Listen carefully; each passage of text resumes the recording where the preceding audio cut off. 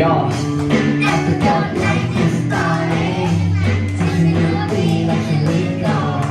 อยากจะรู้เธอชอบคนแบบไหนถ้าจะครองใจจะได้ไหมบอกกับคนนี้ไม่ปลอดภัยไม่ว่าคนไหนไม่สู้เธอ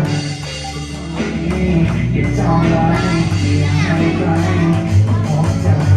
รบกวนความกล้าทักเข้าไปคุยอย่างเฟรนลี่